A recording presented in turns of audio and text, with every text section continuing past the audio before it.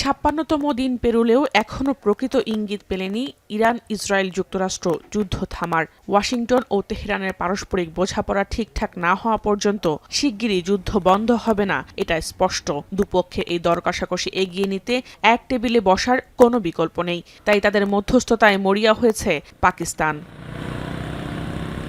এপ্রিলের শুরুতে ইসলামাবাদে যুক্তরাষ্ট্র ও ইরানের বৈঠক ভেস্তে গেলেও এবার আবারও নতুন করে তৈরি হয়েছে আলোচনায় বসার সম্ভাবনা। এরই মধ্যে সেখানে পৌঁছেছেন ইরানের পররাষ্ট্রমন্ত্রী আব্বাস আরাকচির নেতৃত্বে একটি প্রতিনিধি দল।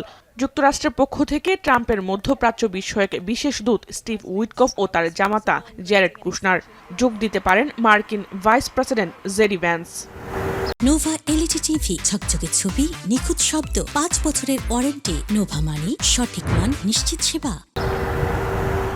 যুক্তরাষ্ট্রের পক্ষ থেকে বৈঠকের বিষয়ে আশাবাদী থাকলেও হরমুজ প্রণালীতে অবরোধ না উঠানো পর্যন্ত ওয়াশিংটনের সঙ্গে কোনো বৈঠক নয় বলে সাফ জানিয়ে দিয়েছেন দেশটির পররাষ্ট্র মন্ত্রণালয়ের মুখপাত্র ইসমাইল বাঘি। যদিও আলোচনার বিষয়ে আশাবাদী ইসলামাবাদ।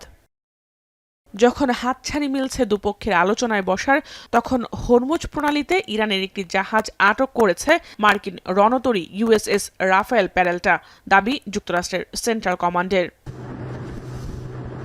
ইরান যুক্তরাষ্ট্র যুদ্ধের ভয়াবহ খেসারত দিতে হচ্ছে গোটা বিশ্বকে। গালফ উপসাগরে এখনও আটক আছে ৪০টিরও বেশি মালবাহী জাহাজ। হরমুজ প্রণালী বন্ধ থাকায় বিকল্প হিসেবে পানামা খাল দিয়ে পারাপার হচ্ছে অনেক জাহাজ, তবে সেক্ষেত্রেও তাদের পরিশোধ করতে হচ্ছে অতিরিক্ত অর্থ।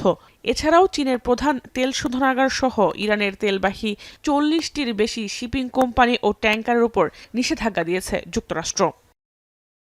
জাহানারা ভুঁইয়া, এখন বিশ্ব।